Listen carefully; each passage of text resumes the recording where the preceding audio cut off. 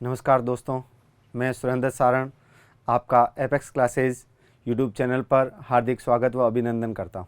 दोस्तों, अब अपन बात करते हैं मूल रूप से संस्कृत भाषा में ये जो पाठ्यक्रम है इसको मैं आपके क्रम वाइज एक एक करके लेके चलूंगा। सबसे पहले दोस्तों संस्कृत भाषा की बात करते हैं कि संस्कृत भाषा है क्या।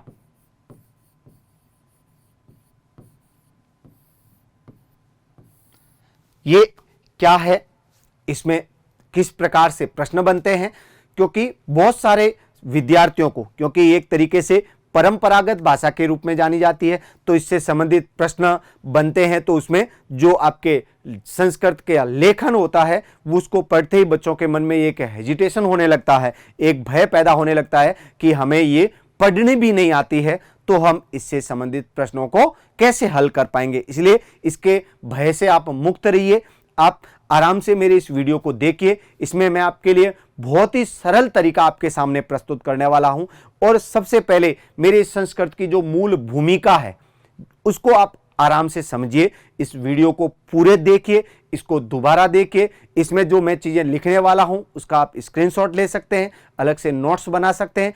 आप इसके साथ साथ में कंटिन्यू अगर यदि मेरे वीडियोज आप देखते रहे तो मैं आपसे वादा करता हूं कि आपके जो 30 अंकों की परीक्षा होने वाली है उसमें अधिकतर विद्यार्थी 25 से अधिक अंक आसानी से प्राप्त कर सकते हैं। ये मेरा आपसे वादा है। मैं ये वादा यूं ही नहीं कर रहा हूं। मैंने 2013 की रीट भर्ती परीक्षा के अंदर जो आरटेट के नाम से हुई थी, 2015 में जो पहली बार रीट के नाम से भर्ती परीक्षा आयोजित हुई और 2017 में भर्ती परीक्षा हुई, उसमें हजारों विद्यार्थी ऐसे हैं जिन्होंने 30 में से 30 अंक अर्जित किए हैं। तो कोई मुश्किल नहीं है, आप 30 में से 30 अंक अर्जित कर सकते हैं। लेकिन मैं उस बालक के लिए 25 से अधिक होने की बात कर रहा हूं जो अपने आप को डल महसूस कर रहा है, अपने आप को यह समझ के बैठा है कि मैं संस्कृत जैसे विषय के अंदर अंक नहीं ला सकता हूं। तो दोस्तों आप इसके भय से मुक्त रहिए। मैं आपके लिए ये वीडियो बहुत ही अच्छी तरीके से एक एक चीज को शांति से मेरे साथ में समझिए। देखो, सबसे पहले मैं बात करता हूं संस्कृत शब्द की ही। तो दोस्तों संस्कृत शब्द कैसे बना, तो इसके अंदर सम उपसर्ग प्लस क्री धातु तथा त प्रत्यय जोड़ने से यह शब्द जो निष्पन्न हुआ है उसे हम कह सकते हैं संस्कृत शब्द। इसके अंदर जो प्रत्यय है वो है, संस्कृत भाषा में इसको त प्रत्यय बोलते हैं और लिखा जाता है आधा क और त। तो आप इसको कत भी कह सकते हैं, लेकिन वैसे उच्चारण में थोड़ा यूं अजीब लगता है, इसलिए आप इसका त नाम उच्चारित करें। तो देखो दोस्तों, अगर मान लो सबसे पहला प्रश्न, अब मैं यहां पे मूल रूप से देखो, आप रीट की भर्ती परीक्षा के अंदर शामिल होने वाले हैं, तो इस परीक्षा के अंदर आपके सबसे पहले दिमाग में होना चाहिए कि हमारे इस परीक्षा में विषय से संबंधित प्रश्न कैसे पूछे जाते हैं। क्योंकि यहां पर इस विषय को पढ़ करके हमें एक विद्वान के रूप में नहीं होना, हमें प्रसिद्धि प्राप्त करनी है, उसके लिए हमें गूढ़ अध्ययन करना पड़ेगा। लेकिन आपको मैं ये जो वीडियोज लेके आया हूं आपके लिए, वो संस्कृत भाषा के विषय विस्तृत अध्ययन के लिए नहीं है। इसके लिए आपको अलग से वीडियोज देखने पड़ेंगे और उसके लिए मैं आगे आपके लिए वीडियोज लेके आने वाला हूं जो अलग अलग स्तरों के लिए होने वाले हैं। लेकिन रीट के लिए ये जो वीडियो है उसमें आपके लिए संस्कृत भाषा से संबंधित उन्हीं प्रश्नों की चर्चा करूंगा, क्योंकि आपकी भर्ती परीक्षा के अंदर प्रश्न कैसे पूछे जाते हैं और उनके उत्तर किस तरीके से दिए जाते हैं, आपको इस बात का विशेष ध्यान रखना होगा। क्योंकि विद्यार्थी सबसे पहले यह भी तय नहीं कर पाते हैं कि इसमें प्रश्न किस प्रकार से पूछे जाते हैं। तो दोस्तों सबसे पहला आप यहां पे जो है, मैं इसमें से 3 प्रश्न करने वाला हूं। संस्कृत शब्दे कह उपसर्ग किम धातु कह प्रत्यय प्रयुक्तम अस्ति। तो यहां पर प्रश्न हो गए 3। एक तो इसमें उपसर्ग कौन सा है, तो कौन सा उपसर्ग है, सम उपसर्ग। इसके अलावा इसमें धातु कौन सी है, तो क्री धातु का प्रयोग हो रखा है। वैसे अगर यदि मैं संस्कृत की मूल अगर धातु की बात करूं तो दोस्तों ये जो क्री धातु है, इसके अंदर मूल जो धातु संस्कृत व्याकरण की है वो है डुक्रिय।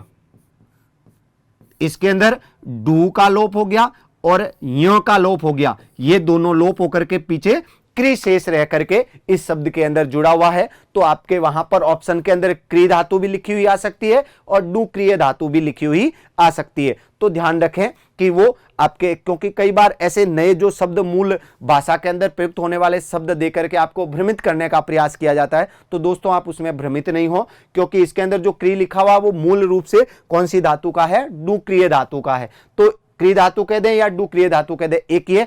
और धातु के पीछे जुड़ने वाले ऐसे शब्द जो स्वतंत्र रूप से प्रयुक्त नहीं हो सकते हैं उनको प्रत्यय कहा जाता है। तो इसके अंदर यहां पर कौन से प्रत्यय का प्रयोग हुआ है, वो है त प्रत्यय। तो दोस्तों एक तो यहां पर इसमें यह प्रश्न बनता है कि संस्कृत शब्दे प्रत्यय अस्ति, संस्कृत शब्द में प्रत्यय है। तो संस्कृत शब्द में कौन सा प्रत्यय है, कत प्रत्यय। संस्कृत इति शब्दे धातु अस्ति, तो यहां पर कौन सी धातु है, तो संस्कृत इसी शब्दे उपसर्ग अस्ति, संस्कृत शब्द में कौन सा उपसर्ग है, तो ये आपके उपसर्ग है, ये आपके धातु है। दोस्तों मेरे इस वीडियो का आप स्क्रीनशॉट लेना चाहें तो आप इसका स्क्रीनशॉट ले लें।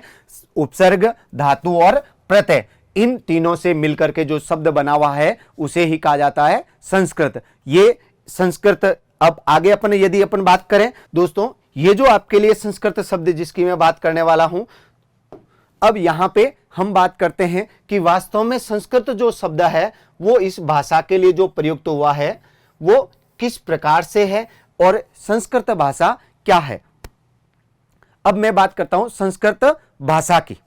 दोस्तों संस्कृत भाषा, इससे संबंधित जो प्रश्न पूछे जाते हैं वो कौन कौन से प्रश्न हैं, तो मूल रूप से सामान्य से इसके अंदर प्रश्न पूछे जाते हैं। उन बिंदुओं को आप ध्यान से देखें। इसके अंदर जो यहां पे मैं बात करने वाला हूं, सबसे पहले प्राचीनतम, सबसे पहला इसमें प्रश्न बनता है कि संस्कृत भाषा विश्वस्य प्राचीनतमा भाषा अस्ति। तो सबसे पहले एक तो आप इस चीज को ध्यान रखें कि यह विश्व की सबसे प्राचीनतम भाषा है। इसमें से पहला प्रश्न बनता है का भाषा विश्वस्य प्राचीनतमा भाषा रूपेण मन्यते, तो कौन सी भाषा है, संस्कृत भाषा। दूसरा प्रश्न इसके अंदर बनता है वो है जननी।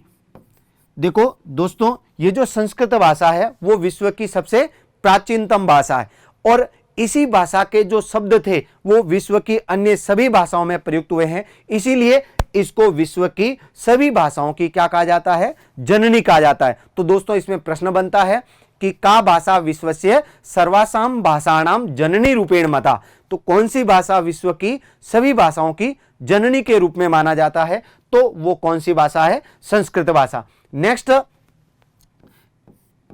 इसे देव भाषा भी कहा जाता है।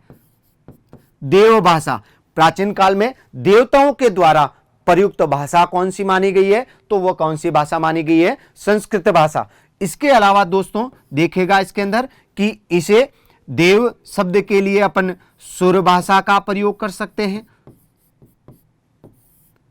सुर भारती कह सकता हूं मैं। देवताओं के द्वारा बोली जाने वाली वाणी है इसलिए मैं इसको देववाणी कह सकता हूं। इसके अलावा दोस्तों वेदों के लेखन में भी, वेदों हेतु भी कौन सी भाषा का प्रयोग किया गया है, तो वह कौन सी भाषा है, वह भी संस्कृत भाषा, इसलिए इसे वैदिक भाषा भी कहा जाता है, वैदिक भाषा। तो यहां पे ये सभी प्रश्न इससे संबंधित बनने वाले हैं, सीधे सीधे संस्कृत भाषा से संबंधित प्रश्न, जो कौन सी भाषा प्राचीनतम, दूसरा विश्व की सभी भाषाओं की जननी, देवताओं की भाषा के रूप में प्रसिद्ध, और उसी के समानार्थक जो शब्द है वो सुर भाषा, सुर भारती, देववाणी इत्यादि। इसके अलावा वेदों के लिए भी कौन सी भाषा का प्रयोग किया गया, या वेद कौन सी भाषा में लिखे गए थे या रचे गए थे, या वेदों में कौन सी भाषा का प्रयोग हुआ है, तो भी कौन सी भाषा का प्रयोग हुआ है, वो है संस्कृत भाषा। अब दोस्तों आगे बात करता हूं मैं इसकी, तो देखिएगा कि जो संस्कृत भाषा है इससे संबंधित किस प्रकार से प्रश्न पूछे जाते हैं। अब अपन बात करते हैं आगे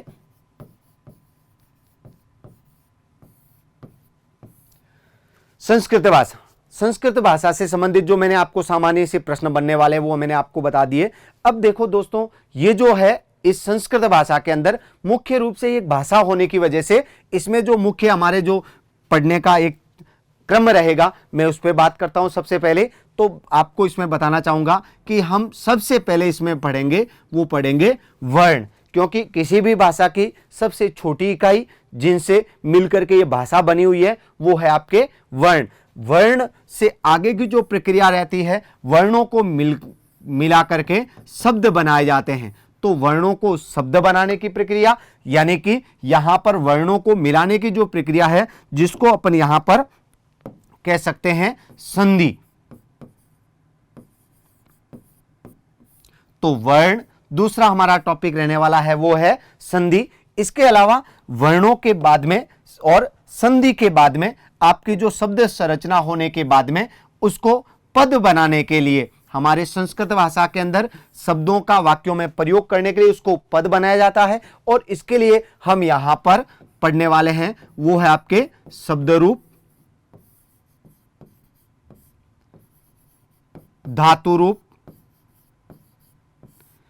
इसके माध्यम से हम एक शब्द को शब्द रूप के माध्यम से और धातु रूप के माध्यम से पद बना करके उसका वाक्य के अंदर प्रयोग करते हैं। तो इनको पढ़ेंगे और उसके बाद में आगे हम शब्दों को मिला करके वाक्य बनाने की प्रक्रिया पढ़ते हैं। तो वाक्य, और उसके बाद में हम एक वाक्य के माध्यम से विभिन्न वाक्यों का प्रयोग करते हुए भाषा की संरचना पढ़ते हैं। तो दोस्तों, ये आपके इस क्रम में हमारा मैटर रहने वाला है। वो आपके इस तरीके से चलेगा कि सबसे पहले अपन यहां पर वर्णों को शब्द बनाने की प्रक्रिया, जिसमें वर्ण, तो हमारे यहां पर जो टॉपिक रहेंगे वो है वर्ण।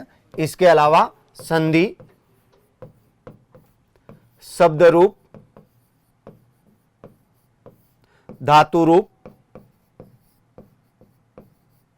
धातु रूप। इसके अलावा जब शब्द को अपन पद बना चुके हैं और उसका अगर यदि वाक्य के अंदर प्रयोग करते हैं तो यहां पर इससे संबंधित जो आपके नियम पूछे जाते हैं, जिनको अपन कारक नियम या कारक विभक्ति कह सकते हैं, उनको पढ़ेंगे।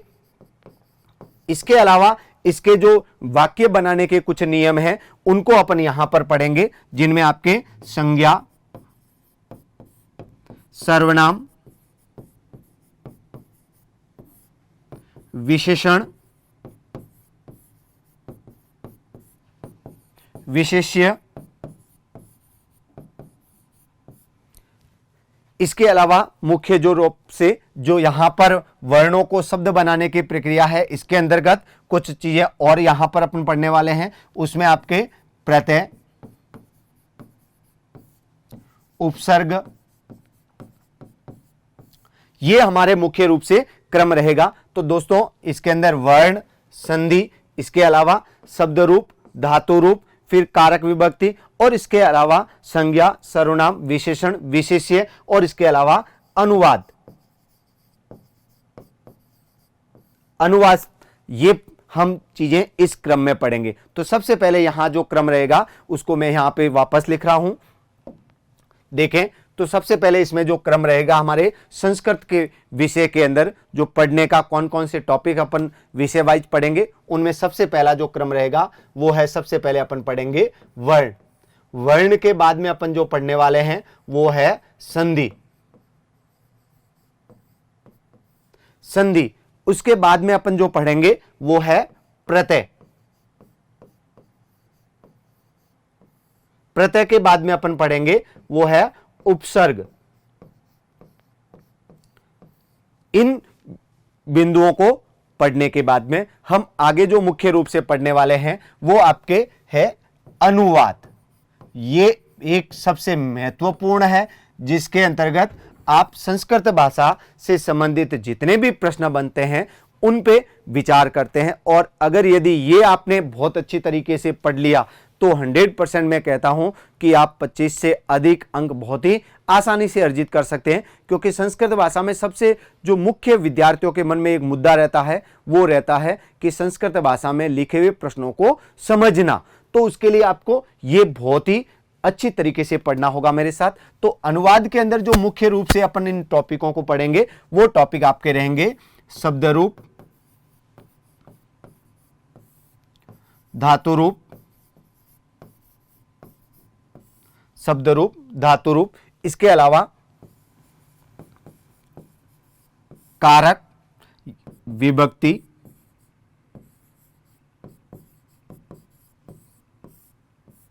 इसके अलावा शब्द रूपों के अंदर अपन कह सकते हैं विभक्ति, वचन, इसके अलावा धातु रूपों में लकार, पुरुष, वचन, इसके अलावा इससे संबंधित जो और टॉपिक आपके रहने वाले हैं वो है संज्ञा, सर्वनाम, विशेषण, विशेष्य,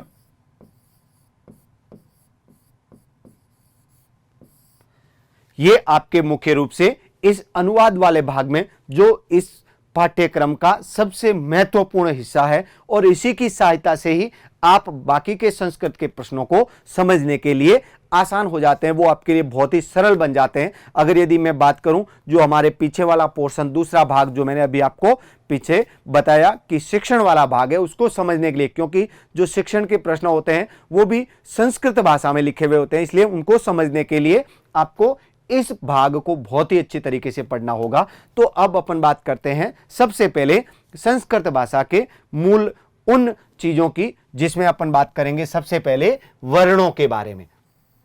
तो अब मैं वर्णों के बारे में बताने से पहले आपको सबसे पहले संस्कृत के अंदर बनने वाले प्रश्न और इसके अलावा संस्कृत व्याकरण क्या है उससे संबंधित और इस व्याकरण की शुरुआत कैसे हुई उसके बारे में सबसे पहले बताऊंगा, तभी आप इन वर्णों को आसानी से समझ सकते हैं और इसके अंदर बनने वाले प्रश्नों को हल कर सकते हैं। अगर यदि मैंने ऐसा नहीं किया तो आप क्या होगा कि वर्णों से संबंधित आप जानकारी तो हासिल कर लेंगे, लेकिन इसमें बनने वाले प्रश्नों के ऊपर आप कॉन्फिडेंट नहीं हो पाएंगे कि आप आसानी से उन प्रश्नों का उत्तर दे सकते हैं। तो दोस्तों, पहले मैं वर्ण पढ़ाने से पहले आपको जो संस्कृत की मूल भूमिका है, संस्कृत व्याकरण की शुरुआत कैसे हुई, उसके ऊपर बात करने वाला हूं सबसे पहले। तो अब बात करते हैं सबसे पहले संस्कृत व्याकरण की। तो सबसे पहले यहां पर मैं संस्कृत शब्द का जैसे विश्लेषण किया वैसे ही मैं बात करता हूं आपके व्याकरण शब्द की। यहां पे दोस्तों व्याकरणम, ये आपके संस्कृत भाषा की व्याकरण के बारे में मैं बात करने वाला हूं। तो जैसे मैंने आपको बताया संस्कृत शब्द का विश्लेषण, वैसे अपन बात करते हैं व्याकरण शब्द का विश्लेषण। तो इसके अंदर वी उपसर्ग, आ उपसर्ग तथा क्री धातु से ल्युट प्रत्यय जोड़ने पर व्याकरणम शब्द निष्पन्न हुआ है। तो दोस्तों, ये जो आपके है सबसे महत्वपूर्ण चीज है कि इस व्याकरणम शब्द में कौन कौन से उपसर्ग है। पहले तो उपसर्ग कितने हैं? 2 उपसर्ग है। एक तो कौन सा उपसर्ग है? वी, और दूसरा है आ उपसर्ग। तो यहां पर देखिएगा कि ये जो आपके वी और आ उपसर्ग है, इसके अंदर यहां पर मैं कहूंगा कि आ को मूल रूप से आंग उपसर्ग के रूप में लिखा जाता है। तो यहां पर ऑप्शन में अगर यदि आ की जगह आंग लिखा हुआ है तो भी वही उपसर्ग है। तो यहां पर वी और आ दोनों उपसर्ग है। क्री धातु के बारे में मैंने चर्चा की थी पहले, तो क्री यहां पर धातु है और इसके अंदर जो प्रत्यय का प्रयोग हुआ है वो कौन सा प्रत्यय है? ल्युट प्रत्यय। दोस्तों, अभी मैंने आपको बताया था कि संस्कृत के अंदर कौन सा प्रत्यय है? त प्रत्यय। क्री धातु है, व्याकरणम शब्द के अंदर भी क्री धातु है और वहां पर संस्कृत के अंदर सम उपसर्ग है, वैसे वैसे इस व्याकरणम पद के अंदर वी और आ उपसर्ग है, क्री धातु है और प्रत्यय। यहां पे देखो प्रश्न कैसे बनेगा, व्याकरणम इति पदे क प्रत्यय प्रयुक्तम अस्ति। तो कौन सा प्रत्यय है? ल्युट प्रत्यय। ये प्रश्न पूछा जा चुका है, तो एक तो यहां पे ध्यान रखें इस प्रत्यय का। अब अपन बात करने वाले हैं आगे कि वास्तव में व्याकरण है क्या, इसकी शुरुआत कैसे हुई। क्योंकि दोस्तों, संस्कृत भाषा विश्व की प्राचीनतम भाषा है, तो सबसे प्राचीनतम है, तो इसका मतलब सबसे पहले इसकी व्याकरण या इसकी नियमावली की शुरुआत कैसे हुई। तो हम बात करते हैं सबसे पहले संस्कृत व्याकरण की। जब अपन संस्कृत व्याकरण की बात करते हैं तो संस्कृत व्याकरण के अंदर हमें सबसे पहले यह पढ़ना होता है वास्तव में व्याकरण है क्या, क्या चीज होती है व्याकरण। तो दोस्तों, सबसे पहले मैं बात करूंगा कि हमारे विश्व के अंदर जो प्राचीनतम साहित्यिक ग्रंथ लिखे गए थे या जो माने जाते हैं वो है वेद। विश्व के प्राचीनतम साहित्यिक ग्रंथ किसे माना जाता है? वेदों को माना जाता है। और वेद कितने होते हैं? 4 वेद होते हैं। जी हाँ, आपको पता है, अच्छी तरीके से आपने पढ़े होंगे कि वेद 4 होते हैं। इसका सीधा सीधा संस्कृत के अंदर आप इन लाइनों को ध्यान में रखें, चत्वारः वेदा, क्योंकि जो प्रश्न पूछे जाएंगे सीधा यहीं से प्रश्न बनता है, कति वेदाः, तो कितने वेद होते हैं? 4। दोस्तों ये जो चत्वारः शब्द है वो पुल्लिंग का शब्द है, ध्यान रखना। यहां पर मैं बात करता हूं कि सबसे पहले कि ये जो वेद शब्द है वो कैसे बना।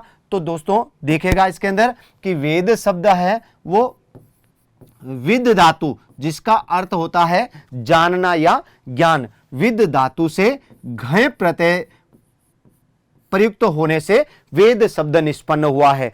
तो ये एक पुल्लिंग का शब्द है, क्योंकि घय प्रत्यंत शब्द है वो पुल्लिंग के शब्द होते हैं, इसलिए यहां पर ये वेद पुल्लिंग का शब्द है। इसलिए यहां पर जो 4 शब्द का प्रयोग हुआ संस्कृत भाषा में वो भी पुल्लिंग के रूप में। तो यहां पर दोस्तों आपके जो प्रश्न दिए जाते हैं उनकी अगर यहां पे मैं बात करूं तो देखिएगा कि किस तरीके से प्रश्न पूछे जाते हैं। तो यहां पर अगर यदि दे दिया प्रश्न कति वेदा, और यहां पर आपको पता है कि वेद कितने होते हैं? 4। वहां पर आपको भ्रमित करने के लिए ऑप्शन में दे दिया जा है चतस्र, चत्वारः,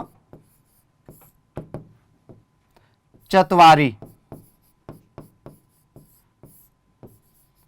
अथवा चतुर। तो आपको इस तरीके से ऑप्शन देकर के भ्रमित अगर किया जाता है तो ध्यान रखें कितने वेद होते हैं? 4 वेद। आपको चत्वारः वेदा ये पंक्ति ध्यान में रखनी है। तो वेद 4 होते हैं। हाँ दोस्तों, आपको पता है कि कौन कौन से वेद 4 वेद होते हैं। वैसे अगर यदि यहां पे प्रश्न पूछा जाए कि विश्व का प्राचीनतम साहित्यिक ग्रंथ कौन सा है, तो दोस्तों जो वेदों में सबसे प्राचीनतम वेद माना जाता है वो किसे माना जाता है? ऋग्वेद को। तो वेद 4 होते हैं, ऋग्वेद, यजुर्वेद,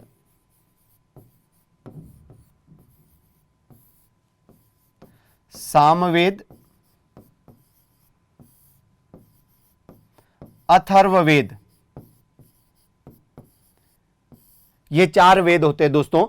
इन चारों वेदों में से अगर यदि आपको ऐसे पूछ ले जाएगी विश्व का प्राचीनतम साहित्यिक ग्रंथ कौन सा है, तो विश्व का प्राचीनतम साहित्यिक ग्रंथ किसे माना जाता है? ऋग्वेद को माना जाता है। विश्वस्य प्राचीनतम साहित्यिक ग्रंथ अस्ति, विश्व का प्राचीनतम साहित्यिक ग्रंथ कौन सा है? ऋग्वेद। अब दोस्तों इसके अंदर दूसरा प्रश्न यहां पे बनते हैं कि वेद 4 होते हैं, लेकिन अगर मान लो आपको प्रश्न पूछ लिया जाता है वेद त्रयी अंतर्गते क वेद न गण्यते। यहां मेरा प्रश्न है दोस्तों, ध्यान से सुनिएगा, यह प्रश्न भी पूछा जाता है, सिंपल सा प्रश्न है लेकिन आपको भ्रमित बहुत आसानी से कर सकता है यहां पर। तो देखो इनमें से प्रश्न पूछा जाता है वेद त्रयी अंतर्गते, इस शब्द को ध्यान से देखेगा, वेद त्रयी यानी कि वेद त्रयी का मतलब है इन चारों में से 3 वेदों को वेद त्रयी में शामिल किया जाता है, एक वेद को वेद त्रयी के अंतर्गत शामिल नहीं किया जाता है। दोस्तों अब मैं यहां पर आपको वेद त्रयी के बारे में बताने से पहले आपको बताना चाहूंगा कि ये वेद वास्तव में है क्या। तो ऐसा माना जाता है, हमारे साहित्यिक ग्रंथों के आधार पर हम ये कह सकते हैं कि वेद वह ज्ञान है जो ब्रह्मा जी ने ऋषि मुनियों को दिया था। तो ब्रह्मा जी के द्वारा दिया हुआ ज्ञान ही वास्तव में वैदिक ज्ञान है। इसीलिए ऐसा माना जाता है कि ये जो ऋग्वेद, यजुर्वेद और सामवेद है वो ब्रह्मा जी के द्वारा दिया हुआ ज्ञान है, इसीलिए इन तीनों को वेद त्रय में शामिल किया जाता है। जबकि ये जो अथर्व वेद है वो अथर्वा नामक ऋषि के द्वारा दिया गया ज्ञान माना गया है, इसीलिए इसको वेद त्रयी में शामिल नहीं किया जाता है। तो दोस्तों मेरे प्रश्न का उत्तर आपको मिल ही गया होगा कि वास्तव में वेद त्रयी में कौन से वेद को शामिल नहीं किया जाता है। तो बताइए दोस्तों जल्दी से कि वेद त्रयी अंतर्गते क वेद न गण्यते। जी हां, कौन सा वेद नहीं गिना जाता है? अथर्व वेद। आपने सही सोचा है, इसको ध्यान से देखेगा। अब अपन बात करते हैं आगे कि इन चारों वेदों में को वास्तव में हमारे व्याकरण से क्या लेना देना। हम बात व्याकरण की कर रहे थे, अब अपन बात यहां पे वेद की क्यों कर रहे हैं। तो देखो दोस्तों, जो ब्रह्मा जी का ज्ञान, आज तक ब्रह्मा जी खुद किसी के समझ में नहीं आए, क्योंकि हम अगर बात करें उनके ज्ञान को समझने की तो वो हमारे सोच से बहुत कई परे है और उसको हमारे विद्वानों ने, संस्कृत भाषा के विद्वानों ने समझने का प्रयास किया। उसके लिए इन वेदों को समझने के लिए वेदा अध्ययन हेतु, दोस्तों ध्यान रखिएगा मैंने शब्द प्रयोग में लिया है वेदा अध्ययन हेतु, वेदों के अध्ययन के लिए किसकी रचना की गई? वेदांगों की रचना की गई, वेद के अंगों की रचना की गई। दोस्तों मैंने अभी आपको कहा था कि ये जो वेद है वास्तव में वो ब्रह्मा जी के द्वारा दिया हुआ ज्ञान है। इसीलिए अगर मान लो आपसे पूछ लिया जाए, मैं आपको पूछता हूं कि वेद पुरुष किसे कहा जाता है, तो वेद पुरुष किसे कहा जाता है? ब्रह्मा जी को कहा जाता है। दोस्तों ये भी एक बहुत ही अच्छा प्रश्न बनता है, वेद पुरुष रूपेण का प्रसिद्धम अस्ति, वेद पुरुष के रूप में कौन प्रसिद्ध है? तो कौन प्रसिद्ध है? ब्रह्मा। अब अपन आगे बात करते हैं कि वास्तव में ये जो हमारे वेद पुरुष को समझने के लिए या इस वैदिक ज्ञान को समझने के लिए वेदांगों की रचना की गई, वो वेदांग क्या है? तो अब हम बात करते हैं वेदांगों की। जैसे अभी मैंने आपको बताया कि वेद कितने होते हैं? 4 होते हैं। वो प्रश्न था कति वेदा, तो उत्तर मैंने आपको बताया था कि चत्वारः वेदा। वैसे के वैसे वेदांगों से संबंधित भी प्रश्न बनता है कति वेदांगाः, तो वेदांग कितने होते हैं? तो जी हां दोस्तों, आप यहां पे ध्यान रखिएगा षड वेदांगाः, षड या यहां पे शब्द लिखा जाता है षट वेदांगा, षट कह दें या षड कह दें, ये पीछे जो प्रयोग में लिए गए शब्द के आधार पर होता है, तो यहां पर यह शब्द मूल रूप से उपयुक्त रहेगा षड वेदांगाः। तो यहां पर यह ध्यान रखें षड वेदांग, कितने वेदांग होते हैं? 6 वेदांग। कौन कौन से होते हैं 6 वेदांग? तो उनकी यहां पे मैं बात कर रहा हूं 6 वेदांग कौन कौन से हैं। तो देखेगा आगे कि पहला शिक्षा वेदांग, कल्प, ज्योतिष, व्याकरण,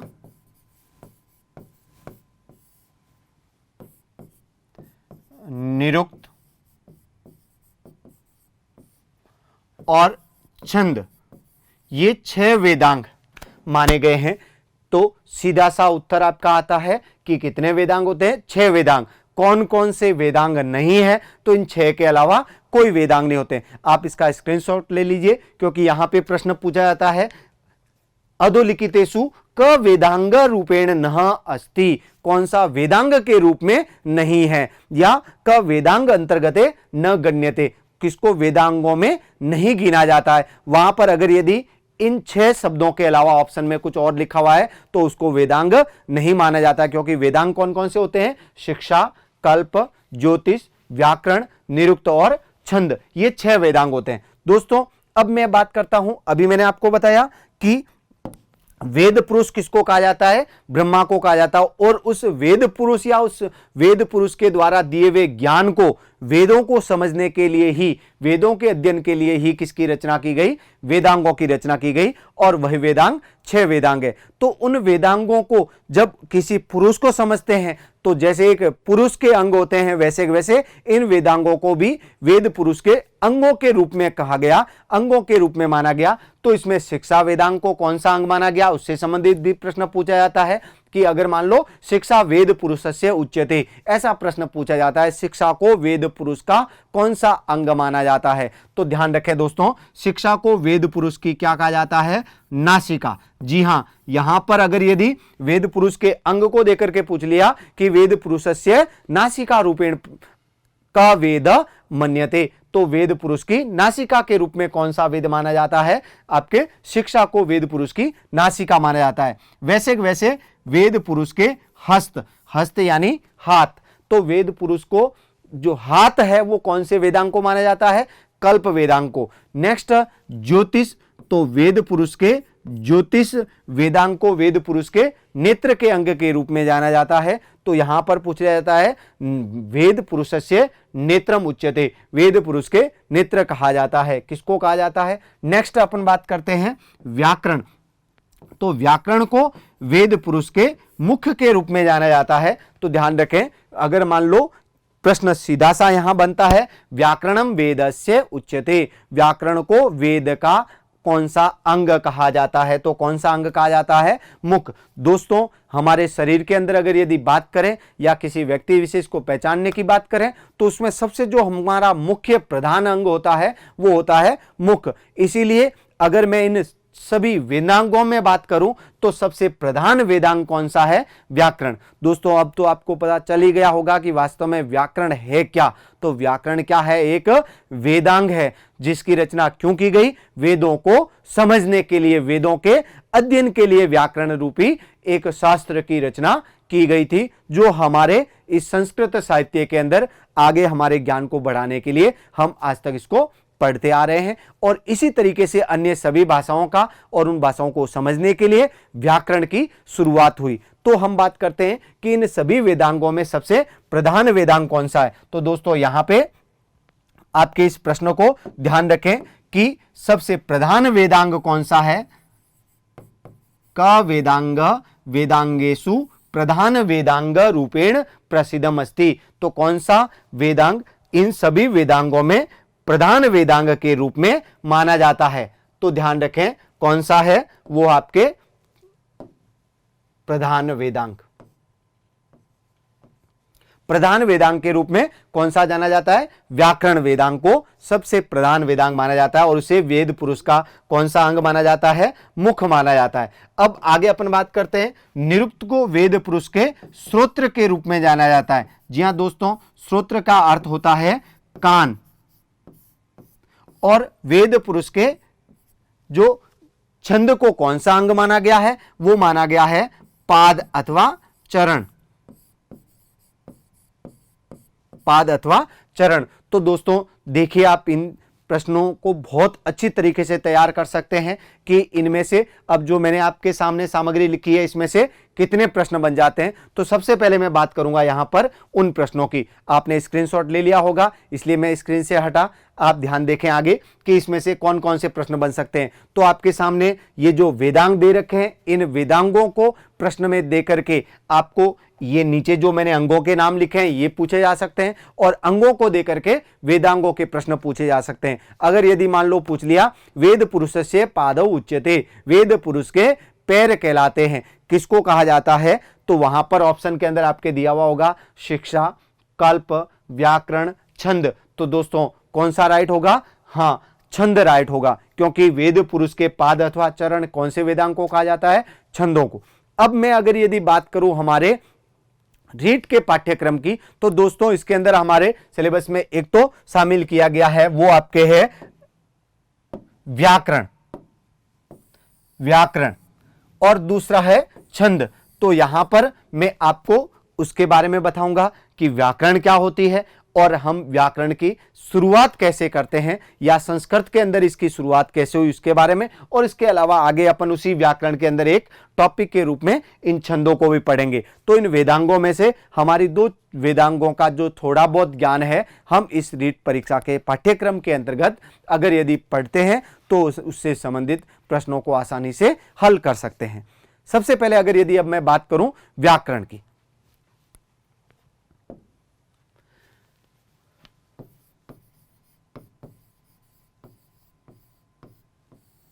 दोस्तों जब संस्कृत व्याकरण की बात आती है तो सबसे पहले इसके अंतर्गत जो हमारे लिए सबसे आवश्यक चीज है वो आपके संस्कृत व्याकरण की शुरुआत कैसे हुई। ये जो एक वेदांग के रूप में हमने इसके बारे में पढ़ा, इसकी शुरुआत कैसे हुई और इसको अपन आगे कैसे समझ सकते हैं, और इनमें इन टॉपिकों की शुरुआत किस प्रकार से हुई है जो हम आगे पढ़ने वाले हैं। तो उसके अंदर सबसे पहले मैं बात करूंगा हमारे व्याकरण के त्रिमुनि,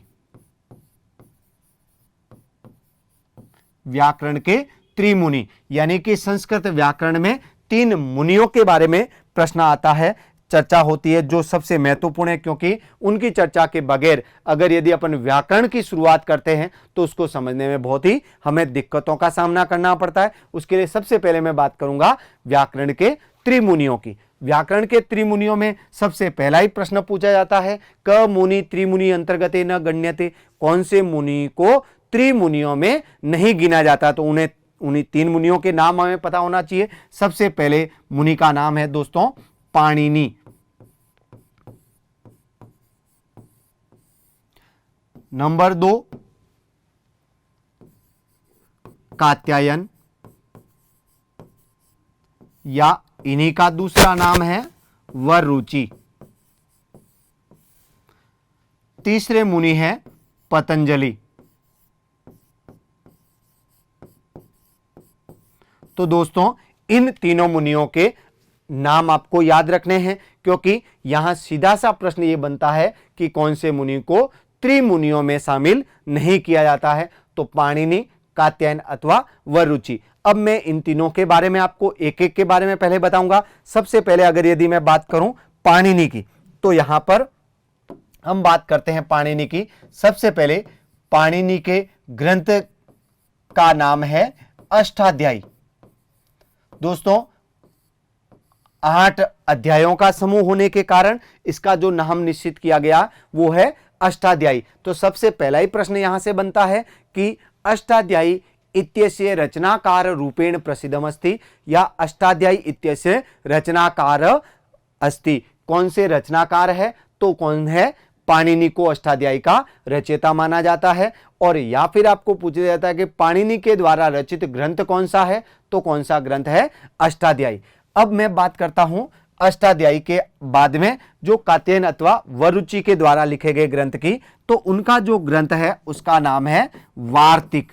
जी हां दोस्तों, जो अष्टाध्यायी के अंतर्गत पाणिनि के द्वारा जो विषय शेष रह गए, अवशिष्ट रह गए, या जिन विषयों पे चर्चा पाणिनि ने नहीं की या उनका ध्यान नहीं गया, तो अष्टाध्यायी से शेष रहे हुए विषयों के बारे में जो ज्ञान प्रस्तुत किया था, जो ज्ञान दिया था, वो वार्तिकों के माध्यम से वररुचि अथवा कात्यायन ने दिया था। इसीलिए वररुचि अथवा कात्यायन की रचना का नाम है वार्तिक। ये भी एक तरीके से व्याकरण के ही नियम है, लेकिन ये वो नियम है जो विषय अष्टाध्यायी में सम्मिलित नहीं किए गए या उसमें जो शामिल नहीं हुए, ऐसे विषयों के ऊपर चर्चा की थी वररुचि अथवा कात्यायन ने वार्तिक ग्रंथ में।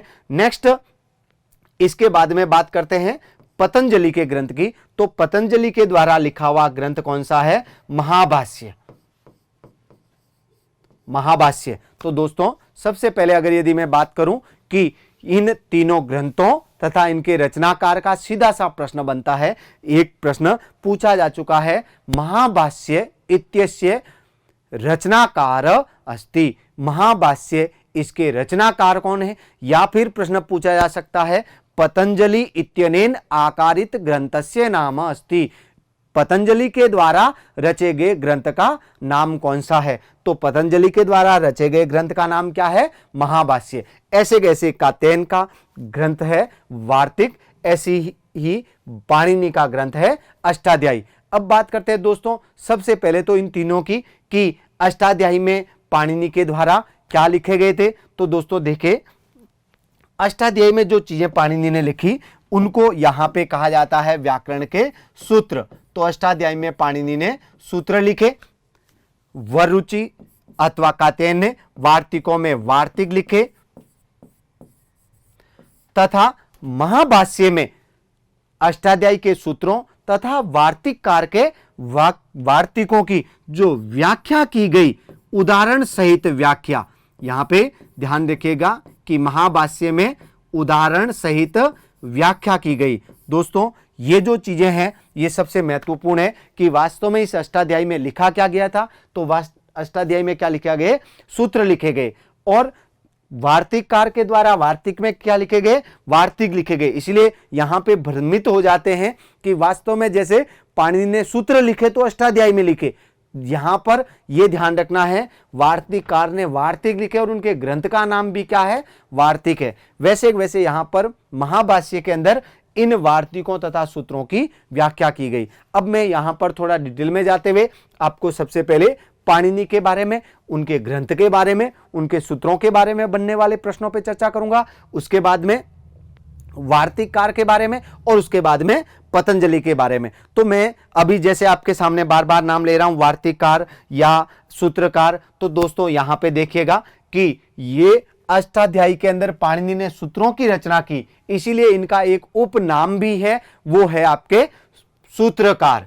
तो पाणिनि को सूत्रों की रचना करने के कारण किस नाम से जाना जाता है? सूत्रकार के रूप में भी जाना जाता है। तो क मुनि सूत्रकार रूपेण प्रसिद्धम अस्ति। तो ध्यान रखना, या फिर अगर मान लो पूछ लिया जाता है अष्टाध्यायी इत्यस्य रचनाकार, तो नीचे वहां पर अगर यदि सूत्रकार भी लिखा हुआ आता है तो ये भी आपके राइट होगा, सही होगा। ध्यान रखें। आगे नेक्स्ट कात्यायन अथवा वररुचि की अगर अपन बात करें तो कात्यायन या वररुचि ने किसकी रचना की? वार्तिकों की रचना की। इसलिए कात्यायन अथवा वररुचि को क्या कहा जाता है? वार्तिककार। इसी प्रकार से पतंजलि ने इन सूत्रों अथवा वार्तिकों की विस्तृत व्याख्या की, और व्याख्या को ही क्या कहा जाता है? भाष्य कहा जाता है। और यह संस्कृत व्याकरण का सबसे बड़ा विस्तृत व्याख्या किया हुआ भाष्य ग्रंथ है, इसीलिए इसका नाम पतंजलि के द्वारा रखा गया महाभाष्य। तो दोस्तों, इसी वजह से, इसी व्याख्या के कारण ही पतंजलि का भी एक उपनाम जाना जाता है, वो है भाष्यकार। तो अगर यदि कह दिया जाए कि भाष्यकार के रूप में कौन प्रसिद्ध है, तो आपके यहां पे गलत लिख दिया गया, मैं वापस इसको लिख रहा हूं। भाष्यकार, तो भाष्यकार के रूप में कौन प्रसिद्ध है? पतंजलि। वार्तिककार के रूप में कात्यायन, और सूत्रकार के रूप में पाणिनि। तो दोस्तों, आज हमने बात की रीट के पाठ्यक्रम के बारे में, संस्कृत शब्द की संरचना के बारे में, व्याकरण शब्द की संरचना के बारे में, और व्याकरण के त्रिमुनियों को हमने प्रारंभ किया, उनको आगे पढ़ेंगे हम नेक्स्ट वीडियो में। तो दोस्तों, अगर मेरा ये वीडियो आपको पसंद आया है तो लाइक करें और चैनल को सब्सक्राइब करें और अपने दोस्तों तक पहुंचाने के लिए शेयर करें। आपको एक बार फिर से कहना चाहूँगा कि आप अगर मेरे नेक्स्ट अपडेट को देखना चाहते हैं तो बेल आइकन को प्रेस करें। धन्यवाद। सब्सक्राइब करें हमारा apex classes edutech YouTube channel, साथ ही बेल आइकन को क्लिक करना बिल्कुल ना भूलें, ताकि आगे आने वाले सभी यूट्यूब वीडियोस की अपडेटेड नोटिफिकेशंस सबसे पहले आपको मिले। Apex classes edutech, subscribe now.